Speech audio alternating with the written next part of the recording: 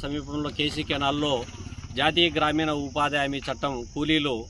పనులు చేస్తూ ఉంటే ఈ సందర్భంగా వాళ్ళను ఈ రానున్నటువంటి ఎన్నికల్లో కడప పార్లమెంటుకు షర్మిలమ్మ గారి హస్తం గుర్తు పైన కమలాపురం అసెంబ్లీ స్థానానికి పోటీ చేస్తున్నటువంటి సిపిఐ అభ్యర్థి గాలి చంద్రానికి కంకికొడవలు గుర్తు పైన ఓటు వేయమని చెప్పి అభ్యర్థించడం జరిగింది.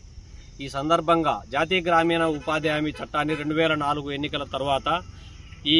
కేంద్రంలో ఉన్నటువంటి యూపీఏ 1 గవర్నమెంట్ కాంగ్రెస్ నేతృత్వంలో కమ్యూనిస్టుల సహకారంతో ఏర్పడినటువంటి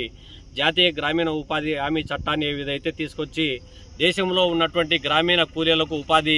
కల్పించినటువంటి పరిస్థితి, తర్వాత వచ్చినటువంటి 10 సంవత్సరాల బీజేపీ ప్రభుత్వం ఎన్డీఏ ప్రభుత్వం ఏదైతే ఉందో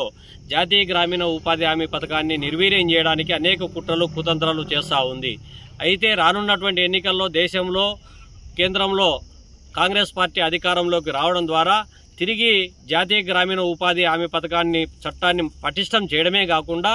ప్రతిరోజు కూలీకి 400 కనీస వేతనంగా నిర్ణయించేటటువంటి చట్టాన్ని